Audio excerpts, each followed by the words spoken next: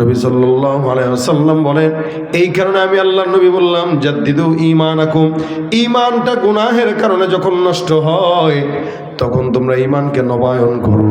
বলে ঈমান নবায়ন কেমনে করবা? বলে বেশি বেশি বলো লা ইলাহা ইল্লাল্লাহ মুহাম্মাদুর রাসূলুল্লাহ।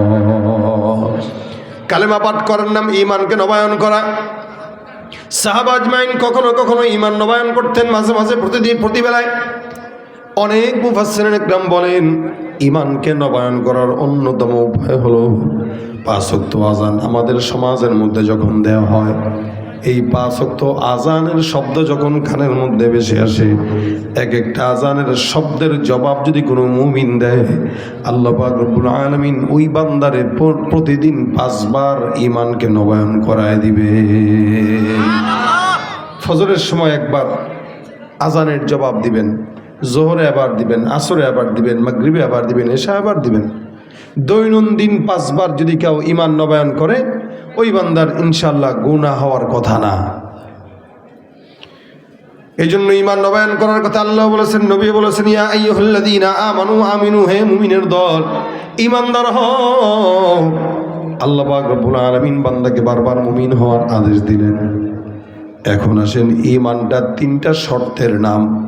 যারা নিজেকে মুমিন দাবি করে আবার গুনাহ করে, অন্যায় করা বিচার করে, তারা মুমিন না। ঈমানের 3টা গুণ। 1 নাম্বার তাসদীকু বিল জিনান, অন্তর দিয়া বিশ্বাস করবে। আল্লাহ কয়জন? একজন। এটা অন্তর দিয়া বিশ্বাস করা। শুধু আল্লাহ যে একজন এটা অন্তর দিয়া বিশ্বাস করবে এরকম না। জান্নাত জাহান্নাম, আল্লাহর নবী রাসূল ফেরেশতাকুল সব কিছু বিশ্বাস করবে। আল্লাহ যে মসজিদে আছে বিশ্বাস করবে, আল্লাহ যে আবার অন্য জায়গায় আছে সেটাও বিশ্বাস করবে। নামাজের সময় যেরকম মনে করবে আল্লাহ আছে, অন্যায় করার সময় বিশ্বাস করবে আল্লাহ আছে। এই জমিনটা আল্লাহর, এটা যেমন বিশ্বাস করবে, এই জমিনের ভিতরেও বিধান চলবে আল্লাহর, এটাও তেমন বিশ্বাস করা লাগবে। এগুলো সব কিছু বিশ্বাস করার নাম ঈমান। তাসদীকু বিল জিনান, অন্তর দিয়ে বিশ্বাস করা, অন্তর দিয়ে সত্যবাদিতার স্বীকারোক্তি দেওয়া, বিশ্বাস করা আল্লাহ এক। এই জমিন আর আসমানের ভিতরে সব কিছু একজনই নাড়াচাড়া করেন। আল্লাহ পাক বলেন, লাউ কানা ফীমা আলিহাতুন ইল্লাল্লাহু লাফাসাদাতা, আসমানের নিচে জমিনের উপরে আল্লাহ ছাড়া অন্য কোন রব যদি থাকতো, এই আসমান আর জমিন ধ্বংস হয়ে যেত। এই জন্য 1 নম্বর তাসদীক বিল জিনান, ঈমানের গুণ হলো অন্তর দিয়া বিশ্বাস রাখবে। 2 নম্বর জবান দিয়া স্বীকার করবে, ইকরার বিল লিসান। ইকরার বিল লিসান মানে লা ইলাহা ইল্লাল্লাহ মুহাম্মাদুর রাসূলুল্লাহ। অন্তর দিয়া বিশ্বাস করার পাশাপাশি জবান দিয়ে স্বীকার করবে। জবানের স্বীকারোক্তির অনেক দাম। কোন মুমিন জবান দিয়া যত এলোমেলো চিন্তা করুক না কেন, যতক্ষণ মুখ দিয়া বলবে না ততক্ষণ তার গুনাহ লেখা হবে না। আপনার মাথায়, আপনার দিমাগে অনেক চিন্তা আসতে পারে যে এই সেই আল্লাহ, এই দুনিয়ার অবস্থা, মানে বিভিন্ন গুনাহের চিন্তা আসতে পারে। ততক্ষণ পর্যন্ত লেখা হবে না যতক্ষণ কাজ না করবেন অথবা মুখ দিয়া না বলবেন। কয় না, মন্ডয় চাইতেছে গালি দিয়ে ইচ্ছা মতো একটা, তা দেয় না কেন? গুনাহ হবে। মন চাইতেছে, মনের ভিতরে আছে, দেয় না। যতক্ষণ দিবে না ততক্ষণ মন কোটি কোটি বার চাইলেও কোনো সমস্যা নাই, কিন্তু যখন দিয়ে ফেলছে একবার দিলেই শেষ। এই জন্য ইকরার বিল লিসানের দাম আছে অনেক। জবান দিয়ে স্বীকার করা, জবান দিয়ে কি করা? স্বীকার করা। সারা জিন্দগি একটা মেয়েরে চিনেন না, কিন্তু বাবা মা পছন্দ করা করে বলো কবুল, আপনি বললেন খালি এতটুকুন একটা শব্দ কবুল। এই জবানের একটা কবুল স্বীকারোক্তি একটা হারাম সম্পর্ককে হালাল বানায় দিল। আবার 50 বছরের একটা দীর্ঘ সম্পর্ক, এটা হালাল ছিল, খালি জবানের একটা শব্দ স্বীকারোক্তি তালাক, এতটুকু শব্দের মাধ্যমে সারা জিন্দগির জন্য হারাম হয়ে গেল। জবানের স্বীকারোক্তির দাম অনেক।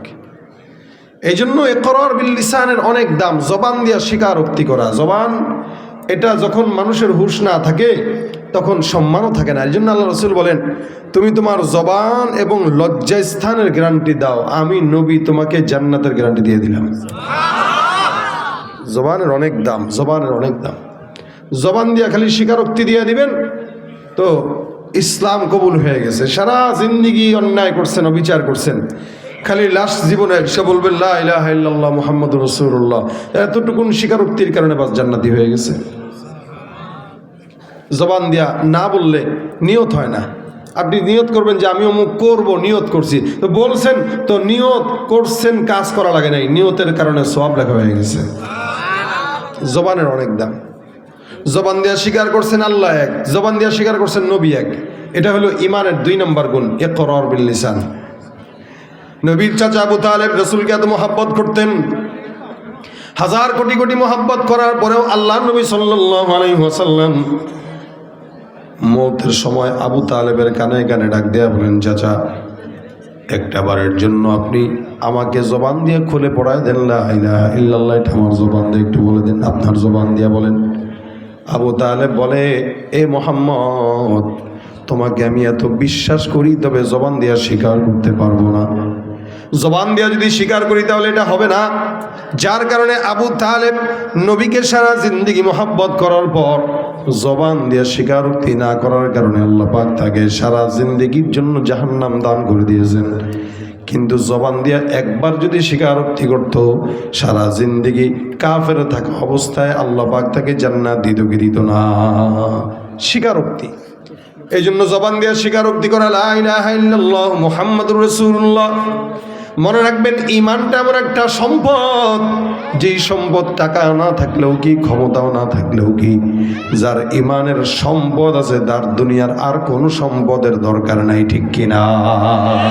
নাই বা পেলাম অর্থ করি, নাই বা পেলাম ঘর, নাই বা পেলাম সুখের দেখা, হোক না আপন পর, পথের দুলায় জীবন আমার হোক ধূসর মলিন, অনাহারে অনাদরে যাক না কেটে দিন, তবু দুঃখ আমার নাগাল কভু পাবে না হৃদয়, সব হারালেও তাও করি না নিঃস্ব হবার ভয়, আমি মুসলমান আমার ধন হলো ঈমান, ঈমানে নূরের রৌশনীতে দীপ্ত আমার প্রাণ, ঠিক কিনা? ঈমান থাকলে আর কোনো টেনশন আছে ভাই? ঈমানের 2 নম্বর গুণ ইকরার বিল লিসান। বলেন ঈমানের 2 নম্বর কি? জবান দিয়া স্বীকারোক্তি করা। জবান দিয়া 1 নম্বর অন্তর থেকে বিশ্বাস করা, 2 নম্বর জবান দিয়া স্বীকারোক্তি করা, 3 নম্বর আমল বিল আরকান। শরীয়তের যত হুকুম আহকাম বিধি নিষেধ আছে সব কিছু পুঙ্খানুপুঙ্খানু মানার নাম হলো ঈমান। আমাদের দেশে অন্তর দিয়া বিশ্বাস করার লোক আছে, জবান দিয়া স্বীকার করার লোকও আছে, কিন্তু আমল দিয়া পরিপূর্ণ করার লোকের বড়ই অভাব। যার কারণে ফজরের নামাজের মুসল্লির দিকে তাকাইলে মনে হয় এ দেশে কোনো ঈমানদার নাই, সব হলো নাস্তিক। আর জুমার নামাজের দিকে তাকাইলে মনে হয় এদেশে কোনো নাস্তিক নেই, সবই ঈমানদার। কি বলেন, ঠিক না? 5 তলা মসজিদ ভরে যায়, 4 তলা মসজিদ ভরে যায়, কিন্তু ওদিক দিয়ে ফজরের নামাজে 5 জনও খুঁজে পাওয়া যায় না। এই হলো মুসলমানের হালত। এই জন্য ঈমানের 3 নম্বর শর্ত হলো আমল বিল আরকান। শরীয়তের যত হুকুম আছে, বিধি নিষেধ আছে, সব কিছু মান্য করা।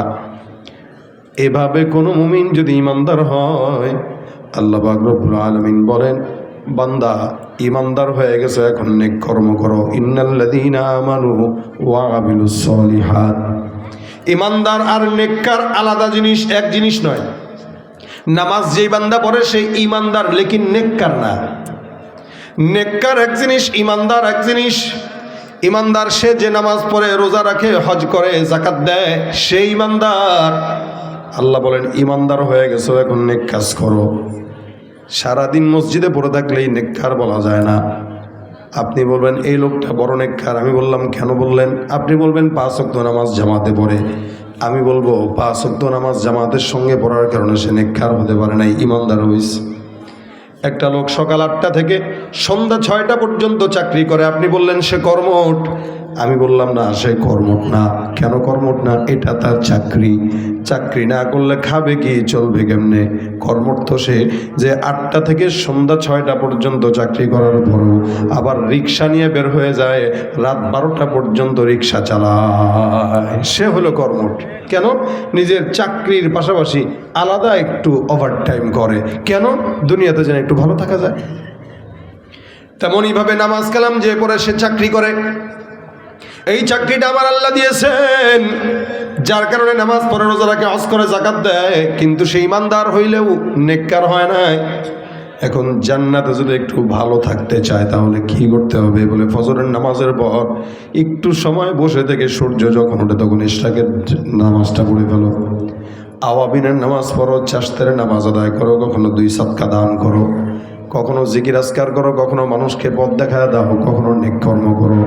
বলে 5 ওয়াক্ত ফরজ বিধানের পর বাড়তি কিছু নেক কাজ করার নাম হলো নেককার। যেই বান্দা নামাজও পড়ে আবার মানুষকে দ্বীনের পথে ডাকে, ওই বান্দা নেককার।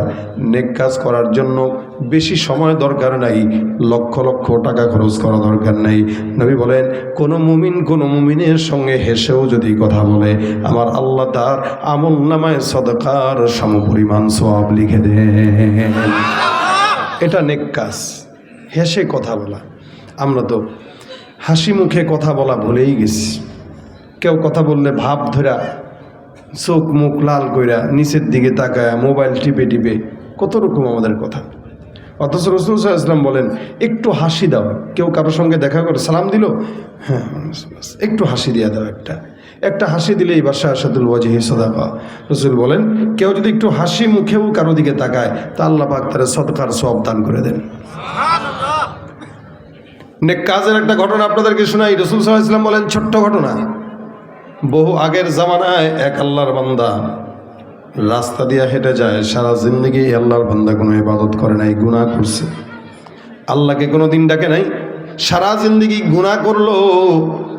এই আল্লাহর বান্দা রাস্তা দিয়ে হেঁটে যায়, যেতে যেতে যেতে যেতে হঠাৎ করে তাকায় দেখে মরুভূমিতে একটা কুকুর জিহ্বাটা এই পর্যন্ত বের করে পানির পিপাসায় পড়ে আছে, যেন এক্ষুনি তার মওত হয়ে যাবে। আল্লাহর বান্দা মওত হবে হবে ভাব, যখন নাকি কুকুরটাকে দেখলো এই হালত, আল্লাহর সোয়াবের সন্তুষ্টির আশায় এই বান্দা যে এই কাজটা করছে এরকম নয়। আল্লাহর বান্দা চিন্তা করলো, একটা নিকৃষ্ট প্রাণী কুকুরটা পানির পিপাসায় এই জায়গায় কাতরায়, এই কুকুরটাকে একটু পানি পান করানো আমার একটা দায়িত্ব, মানবিক দায়িত্ব। এই মানবিক দায়িত্ব থেকে কুকুরের প্রতি দয়া দেখাইলো। আল্লাহর বান্দা তালাশ করতে করতে করতে করতে একটা কুয়ার মাঝখানে গেল, কুয়ার সামনে গেল, নিজের মোজাটা খুলে কুয়ার ভিতর থেকে পানি উঠায়, নিজে পানি পান করলো, কুকুরকেও পানি পান করানোর জন্য কুয়ার থেকে পানি উঠাইল। আল্লাহর বান্দা কুকুরের সামনে যায়, কুকুরটাকেও পানি পান করায় দেয়। নবী সাল্লাল্লাহু আলাইহি ওয়াসাল্লাম বলেন, আমার আল্লাহ পাক রব্বুল আলামিনের কুদরতের রহমতের সাগরে ঢেউ উঠে যায়। কেন জানো? আল্লাহ বলেন, এ পয়গম্বর, এই বান্দাটা একটা সৃষ্টির সেরা জীব নয়, সেরা জীব হয়ে নিকৃষ্ট প্রাণী কুকুরকে পানি পান করানোর জন্য দিনের ভিতরে দয়া লাগলো। আমি আল্লাহ ঘোষণা করলাম, আমি আল্লাহ ওই বান্দাকে দয়া করে মাফ করে জান্নাত লিখে দিলাম। সারা জিন্দেগি কোনো গুনাহ মানে ইবাদত করে নাই, খালি গুনাহ আর গুনাহ, গুনাহ আর গুনাহ, গুনাহ আর গুনাহ। এই গুনাহগারের হালতের ভিতরেও আল্লাহ পাক রব্বুল আলামিনের হাবিব বলেন, এই ব্যক্তিটা শুধু কুকুরকে একটু পানি পান করাই দিছে, এতটুকুই, আর কিছু না। এতটুকুনের কারণে রাসূল বলতেছেন, সাহাবারা, আল্লাহ বলেন একটা স্বাভাবিক কুকুরকে পানি পান করাইছে, তার মানে তার দিলে দয়া আছে। সে যদি কুকুরকে দয়া করতে পারে, আমি আল্লাহ তার মতো ইনসানকে কেন দয়া করব না? তারে বলে দাও আমি তারে মাফ করে দিলাম, যাও। তাহলে কুকুরকে পানি পান করায়ও মানুষ জান্নাতে যেতে পারে। আবার অনেক সময় নামাজি কালামি হয়েও জান্নাত যেতে পারে না। কেন? বলে যেটা করতেছে বা ইবাদত করে, এগুলো সব বান্দাকে দেখানোর জন্য করে, আল্লাহর জন্য না। এই জন্য নবী বলেন, আখলিস দীনাকা ইয়াকফিকাল আমালুল কলিল, তুমি তোমার ঈমানকে সহি করো, আল্লাহ পাক রব্বুল আলামিন অল্প আমলের কারণে তোমাকে নাজাতের জন্য বন্দোবস্ত করে দিবেন। সুবহানাল্লাহ। অল্প আমল, বেশি দরকার নেই। রাতকে রাত তাহাজ্জুদের দরকার নাই, রাতকে রাত কোরআন তেলাওয়াতের দরকার নাই, রাতকে রাত জিকিরের দরকার নাই, অল্প আমল করো তো নাজাতের উসিলা হয়ে যাবে। এই জন্য রাস্তা দিয়ে হাঁটতেছেন, কাউকে দেখছেন, একটা সালাম দিয়ে দিবেন, নেক কাজ। কোনো একটা মুরব্বী বয়োজ্যেষ্ঠকে হেঁটে যেতে দেখতেছেন, তো তাকে হাতের ভিতরে একটা মনে করেন 5 কেজি ওজনের বাজারের ব্যাগ আছে, আপনি বলবেন কাকা দেন ব্যাগটা, আমি একটু আলগায় দিই। কই যাবেন? ওই 1 কিলোমিটার দূরে, দেন ব্যাগটা একটু নিয়ে নিজে একটু হেঁটে আরেকজন মুরব্বীর বোঝাটা একটু আগায় দেন। আপনি দুনিয়াতে কারো বোঝা আগায় দিবেন, আল্লাহ পাক আপনাকে জান্নাতে যাওয়ার জন্য গুনাহের বোঝা আল্লাহ নিজে আদায় দিয়া তারপর আপনাকে জান্নাত দিয়ে দিবে। আপনি কারো বোঝা বহন করবেন তো আল্লাহ আপনার বোঝা বহন করে দিবে, শেষ। দুনিয়াতে আপনি হয়তো 5 কেজি ওজনের বোঝা বহন করছেন, আল্লাহ পাক জাহান্নামে আপনার সমস্ত কোটি কোটি গুনাহের বোঝা বহন করে দিয়ে দিবে, কিন্তু আপনাকে তো আগে দিতে হবে। এই জন্য নিয়ত করেন, ওলামা একরাম দেখেন অথবা বয়োজ্যেষ্ঠ দেখেন, যাকেই দেখেন, একটু দেখার পরে হাতে কোনো ব্যাগ দেখলে বা অন্য কোনো কিছু দেখলে বলবেন যে দেন আমার কাছে একটু আগায় দিই, এটা সওয়াব। আল্লাহ নবী বলেন আল কালিমাতু তাইয়্যিবাতু সাদাকা। কোনো মুমিন যদি কোনো মুমিনের সঙ্গে ভালো আচরণ করে, অর্থাৎ ভাই জিজ্ঞাসা করলেন দেখা হয়েছে, ভাই আপনার পরিবার কেমন আছে? আলহামদুলিল্লাহ। কেউ অসুস্থ আছে কিনা? বলে না। ব্যবসা বাণিজ্য কেমন চলতেছে এখন? বলে তো আলহামদুলিল্লাহ ভালো আছি। কোনো সমস্যা হলে বললেন টইলেন আমারে, আচ্ছা ঠিক আছে বলবো। এই যে একটুখানি কনভারসেশন, একটু কথোপকথন, এতটুকুনের বরকতে আল্লাহ পাক রব্বুল আলামিনের হাবিব বলেন সদকার সওয়াব মিলে যায়। আল কালিমাতু তাইয়্যিবাতু সাদাকা, নেক কথা বলা, মানুষের সঙ্গে একটু উত্তম কথা বলা, এগুলো সদকার সওয়াব। তাহলে সমাজে আমরা নেক কাজ করি না, আমরা নেক কাজ ছেড়ে দিচ্ছি। কোনো মানুষ অটোতে উঠলেন, দুপুরবেলা আপনার বাসায় নামবেন, আপনি চিন্তা করলেন যে দেখ মুরব্বী মানুষ, জিজ্ঞেস করি খাইছে কি খাইছে না। আপনি যদি জিজ্ঞাসা করেন বাবা খাইছেন, যদি বলে না খাই নাই, তো চলেন আমার বাসায় তো একটু ডাল ভাত কিছু রান্না করা আছে, আপনি সহ একটু বাসার ডাল ভাতটা খাই। একটা রিক্সাওয়ালা, একটা ভ্যান চালক, এরকম একটা মানুষকে যদি আপনি মন থেকে একটু খাবার মেহমানদারি করান, বলেন তো এটা সোয়াব না গুনাহ? এই যে রমজান আসতেছে, সোয়াব কামানোর মাস রমজান। রমজান হচ্ছে বান্দার আমলের গাছ থেকে ফল পেড়ে খাওয়ার মাস।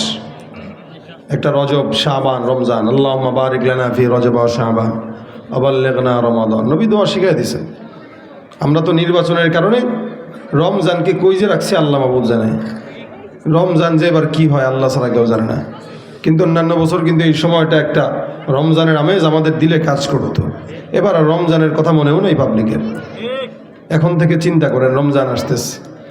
রজব মাসটা হইল আমলের গাছে চারা লাগানোর মাস, আমলের চারা লাগানোর গাছের মাস। মানে আমলের গাছের চারা লাগাবো রজবে। মুফাসসির একরাম বলেন আমলের গাছের চারায় পানি দেব শাবানে, তো এটা একটু একটু বড় হবে। আর যখন বড় হবে রমজান আসবে, তো তখন আমলের ফলগুলো পেড়ে পেড়ে পকেটে ঢুকাবো, অর্থাৎ নফল ইবাদত করবো তো আল্লাহ পাক ফরজের সমপরিমাণ সওয়াব দান করবেন। ফরজ করবো তো আল্লাহ পাক 70 থেকে 700 গুণ বৃদ্ধি করে সওয়াব দান করে দিবেন। আমরা রমজান আসতেছে, নিয়ত করব প্রতিদিন নেক কাজ করব। 1টা হোক, 2টা হোক, 10টা হোক, 20টা হোক, নেক কাজ করবেন প্রতিদিন। প্রত্যেক দিন একজনকে একটু ইফতারি করাবেন। কি দিয়া? বলে খেজুর দিয়া। কি দিয়ে? একটু বুট দিয়ে। কি দিয়ে? একটু মুড়ি দিয়ে। এখন তো খেজুর, মুড়ি, এরপরে ফল ফলাদির আইটেম 5টা না থাকলে ইফতার কোনো বাসায় দিলে কয় ফকির নি আমার ইফতার দিতে এসে, মনে হয় আমি না খেয়ে আছি। অথচ একটা রোজাদারকে একটু পানি পান করায় ইফতার করাইলেও ওই রোজাদার অবস্থায় যে সোয়াব পাইলো সেম সোয়াব আল্লাহ পাক যে তারা খাওয়াইলো তারা দান করে দিবেন। অর্থাৎ আপনার 2টা রোজার সোয়াব হবে, একটা আপনার আর একটা যারে পান করাইছেন তার।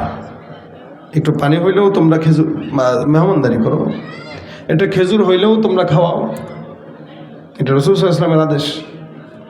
এই জন্য রমজান আসতেছে, একটু বেশি বেশি মানুষকে মেহমানদারি করাবো। রমজান আসতেছে, এটা মাথায় নেব না যে তরমুজ দেওয়া লাগবে, আম দেওয়া লাগবে, কাঁঠাল দেওয়া লাগবে, লিচু দেওয়া লাগবে, ফল ফলাদি দেওয়া লাগবে, না, এটা দরকার নেই। আপনি একটা খেজুর দেন, একটু পানি দেন, একটু বুট দেন, একটু মুড়ি দেন, সুন্নত পালন নিয়তে পাঠান। এখন সে কি মনে করলো, এটা তার হিসাব, সে ফকির মনে করলো, সে নিজে ফকির, আপনি না, আপনি সওয়াব কামাইছেন।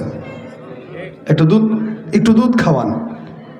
রাস্তায় যে সমস্ত পথচারীরা হাঁটে, অনেক সময় পথচারীরা রোজা রাখা অবস্থায় দেরিতে পৌঁছে বাসায় তো ইফতার করতে পারে না। আপনি দেখেন এরকম কেউ আছে কিনা, আপনি তার হাতে একটু ইফতার ধরায় দেন, এগুলো নেক কাজ। রাস্তা দিয়ে হাঁটতেছেন, একটা কি বলে কলার ছলকা পড়ে আছে, রাসূল বলেন ইমানের 70টার বেশি শাখা আছে। আদনাহা ইমাতাতুল আদা আনিত তরিক। ইমানের 70টার বেশি শাখার ভিতরে সবচেয়ে নিম্ন শাখা হইল রাস্তা থেকে কাটা দূর করে দেওয়া। কলার ছলকা পড়ে আছে, এটাকে সরায় দেন। একটু কাটা পড়ে আছে, এটাকে সরায় দেন। একটু ইটের টুকরা পড়ে আছে, একটা হুন্ডা যাচ্ছে, হুন্ডাওয়ালা ভাই এটার উপরে পড়লে ওর হুন্ডা স্লিপ খাবে, অ্যাক্সিডেন্ট হওয়ার সম্ভাবনা আছে, তা আপনি ওই ইটের টুকরাটা সরায় দেন। এগুলো নেক কাজ। এই নেক কাজ যদি আপনি করেন, আশা করা যায় ইনশাআল্লাহ আল্লাহ পাক কি বলেন, জান্নাতুল ফিরদাউস আপনার আমার জন্য অপেক্ষা করবে। সুবহানাল্লাহ। জান্নাতুল ফিরদাউস কেন দিবেন? আল্লাহ পাক নেককারদের জন্য জান্নাতুল ফিরদাউস রাখছেন, আর মুমিন মুত্তাকিদের জন্য আল্লাহ পাক শুধু জান্নাত রাখছেন। জান্নাত আর জান্নাতুল ফিরদাউসের পার্থক্য আছে। একটা মানুষের 5 তলা বিল্ডিং আছে, কিন্তু গেট ছোট, লিফট নাই, সিঁড়িতে টাইলস নাই, ঘরের রুমে টাইলস নাই। আরেকজনের লিফটও আছে, টাইলসও আছে, সব কিছু আছে। মানুষ পার্থক্য করে যে আরে এটা সুন্দর, এটা তেমন সুন্দর না। জান্নাতও এরকম। জান্নাতুল ফিরদাউস সবচেয়ে ভিআইপি এবং সুন্দর জান্নাত। আল্লাহ রাসূল সাল্লাল্লাহু আলাইহি ওয়াসাল্লাম বলেন, জান্নাতুল ফিরদাউসে নবী, সাহাবী, তাবেঈ, শহীদ এরা থাকবে। এবং জান্নাতুল ফিরদাউস এমন জান্নাত, যেই জান্নাতে আল্লাহ পাক রব্বুল আলামিনের আরশ পর্যন্ত মুমিনরা বসে বসে দেখবে। জান্নাতুল ফিরদাউসে আল্লাহ পাকের আরশ পর্যন্ত দেখা যাবে, বসে বসে আল্লাহর আরশ দেখবে। এই জন্য জান্নাতুল ফিরদাউস ভিআইপি জান্নাত, এটা আল্লাহর কাছে চাবেন। যেমন আমাদের ঢাকা শহরের গুলশান বনানীতে সমস্ত ভিআইপি মানুষরা থাকে, তাই বলে কি সবসময় ভিআইপিরাই থাকে? কিছু তো দুর্বলরাও থাকে। ভিআইপিদের পাশাপাশি রিক্সাওয়ালা আছে, ভ্যান চালক আছে, কাপড় ধোয়ে কাজের বুয়া আছে, মুচি আছে, তরকারিওয়ালা আছে। এরা কেন থাকে? এরা না থাকলে বড় লোকরা খাবার পাবে কই, ঘোরাঘুরি করবে কেমনে, দারোয়ান পাবে কই? তো গরিব ছাড়া বড় লোকের দাম নাই, যতই হেডাম দেখাক আমাদের সাথে, গরিব ছাড়া বড় লোকের কোনো দাম নাই। তো নবী সাল্লাল্লাহু আলাইহি ওয়াসাল্লাম বলেন, এই যে বান্দা জান্নাতুল ফিরদাউস পাবে, ওই জান্নাতুল ফিরদাউসে আল্লাহ পাক নবীদেরকে রাখবেন, শহীদদেরকে রাখবেন, সাহাবা ইকরামদেরকে রাখবেন, তাবেঈদেরকে রাখবেন। তা আমি যদি জান্নাতুল ফিরদাউস পেতে চাই, তাহলে আমাদেরকেও কখনো কখনো কিছু গরিব, মিসকিন, ইমানদার, দুর্বলদেরকে আল্লাহ পাক নবীদের সোহবতে থাকার কারণে জান্নাতে ঢুকায় দিবেন। নবীদের ঠেলা আমাদেরকেও ঢুকায় দেবে ইনশাআল্লাহ। এই জন্য আমরা প্রত্যেক দিন কমাস কম নেক কাজ করব। অন্তত 2টা হোক, 3টা হোক, 4টা হোক, যখন সময় হয় প্রত্যেক দিন একটা করে নেক কাজ করেন এবং লিখে রাখবেন যে আজকে আমি অমুক নেক কাজটা করছি।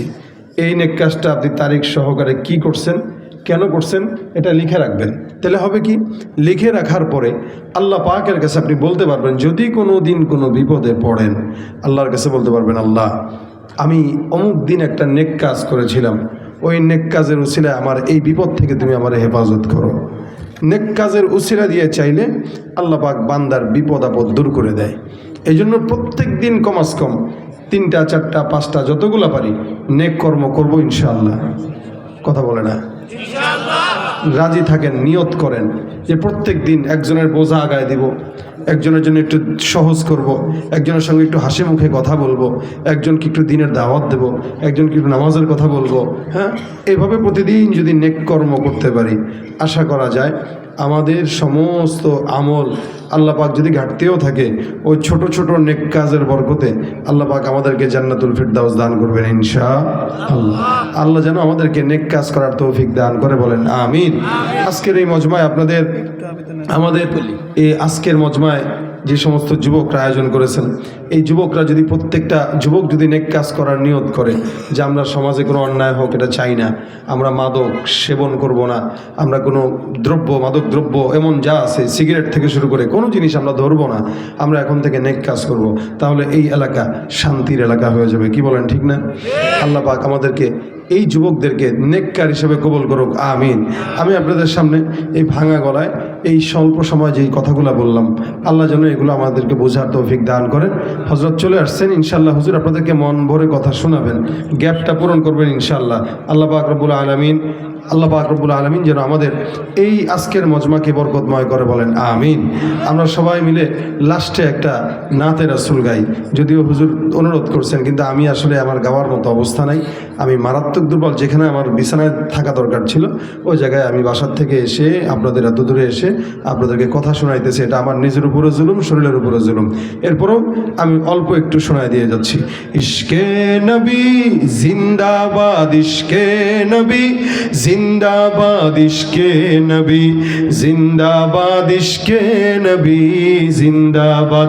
আমার মনের ভুবন জুড়ে উঠলো যখন চাঁদ, তারার মিছিল কোরাস ধরে বলল মুহাম্মদ। ঝিঝির দোলো দুরুদ সুরে নামলো খুশিরত দুপুরে, সেই খুশিতে জাগলো ধরা, চললো ক্ষমার পরম্পরা।